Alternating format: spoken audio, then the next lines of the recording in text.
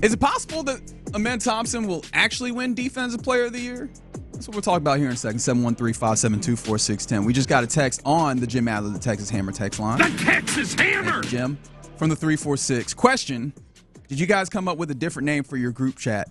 Which I'm surprised that you even still think about that, dear listener. Dem Boys on Wessie. No, it's still that. It's still that. We didn't come up with a different group name. How can you beat that? You can't top that. And buddy, I'm hoping that we can. I'm going to crowdsource this once again. 713-572-4610. Wesleyan is where the building is. That it is.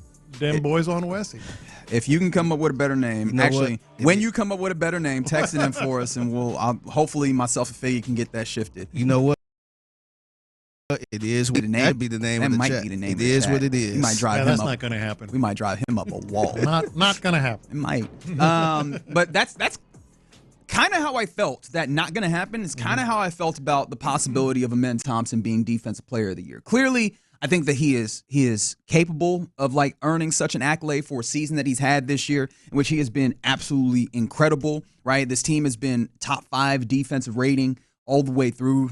Or at least top 10, right? But it definitely feels like top 5 because, I mean, there was points we were talking about the second best defense in the league and all sorts of stuff, sometimes best defense in the league. And he is hugely, he holds a huge part of that. However, you know, what are the things that we talked about? We talked about this yesterday, or last week rather, the possibilities of him winning Defensive Player of the Year. And we were trying to make the case, but ultimately it still felt like there's guys that will probably get a lot of love. Like Dyson Daniels is one of those that's really interesting. Because he holds, and he actually finished out on the season with a 3.01 steals per game metric, which is something that just hasn't been done since like the 50s or something like that. Like this is just something that doesn't happen with a stat that there's not a lot of great defensive stats, and that one is easy to look at. It's it's steals, so it's a thing that pops off the screen. And I was like, man, is he going to be able to get this?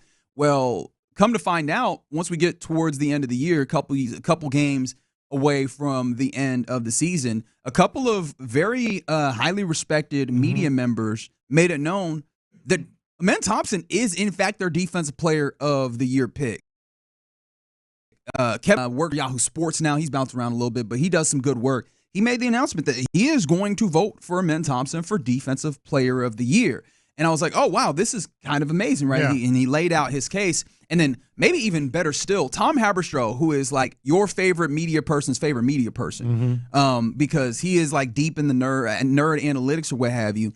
He made the case for Amen Thompson. I'd like to, can you give me one here? This is him on the Kevin O'Connor podcast on why he is voting for Amen Thompson for Defensive Player of the Year. This is a guy who's the only player in the NBA top 20 in both blocks and steals. The versatility you talked about, where he's a point of attack, shut down Steph Curry the other night, and he's been doing that all season, is that when you got a Ja Morant or a Shai Gilgeous-Alexander, Jalen Brunson, whomever it is, he's the guy that they're going to throw at him to completely throw off all their first actions.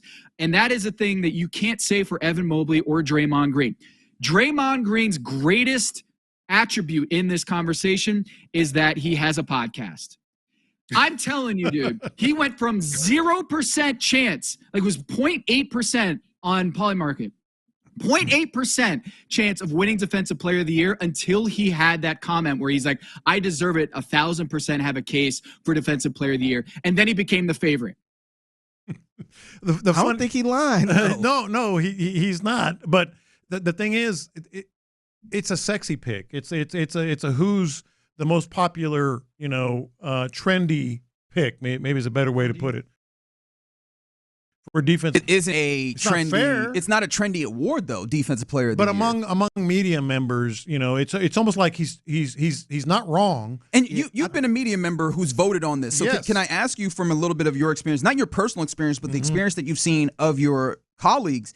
How does it seem like, at least in the past, that people went about determining who they voted for Defensive Player of the Year? Largely because of that. I remember, I covered the NBA on a daily basis in the 90s and into the 2000s, and it was players like Michael Jordan. It was players with the sexy stats, that with the block shots, with the steals. You mentioned the steals. That's going to get a lot of votes. And then guys like Draymond Green, who it's almost like a pack mentality, that until someone else comes along that consistently becomes one of the popular the popular kid in class. That's what it is, and it's not right. He's not wrong, Figgy. You're right, but it's just going to be a long shot by any stretch for Amen to get it. Yeah, it seemed like a lot of people don't really talk about this award as much. It seemed like this is more down the line a little bit. Yes. And these are for the people that's not maybe the popular guy in class. And so with Draymond just openly talking about, hey, I think I should win it, type of thing, I think people are like, oh, yeah, maybe sure, because everybody else looking at the other stuff. Everybody else looking at the MVP race and stuff like that. So I think him just bringing that up is kind of like, oh, yeah, maybe. How it starts is what I was going to say. Guys like that start to say, hey, are you really looking at this? Yeah. Are you really looking at the numbers and what coaches would want as a shutdown guy? Yeah. So that helps him next year. But it doesn't help him this year. To answer your question, can he win it this year? No. I think it does because this happened before the ballots opened up. The ballots, I imagine, opened up yesterday or maybe today. And so you have people that are well respected throwing out a whole big case about this dude, and then also he had some very notable games that I think you could help cross reference all of these stats and all of these things that they're talking about with. Yeah. In fact, can you give me? This is the second cut here of Tom Haberstroh, again, probably one of your favorite media members, talking about Amen Thompson for Defensive Player of the Year. I'm sorry. When you look at the defensive rating of Amen Thompson, it's 107 when he's on the floor. Look at the other defenders on Houston. You can say Dylan Brooks and Tari Eason, but I'm telling you, the Houston Rockets have a top 4 defensive rating this season with Alperen Sengun and Fred VanVleet on the floor for most of them. Who picked Houston as being a top 4 defensive rating team this season? Who picked it? No one did. You know why? Because they didn't see how good Amen Thompson would be as a 22-year-old in his second year in the league, dominating defensively and turning Stephen Curry into just another guy out there. Yeah, so I don't think that you needed the shade at Fred VanVleet and Alperen Sengun first and foremost. So I think you could have kept that. However, I do think that he points out a couple things, which is one, you had the game against the Warriors, which was it was very, very prominently featured, especially because 3-game stretch where he scored 125 points and they locked him down to 2, 3.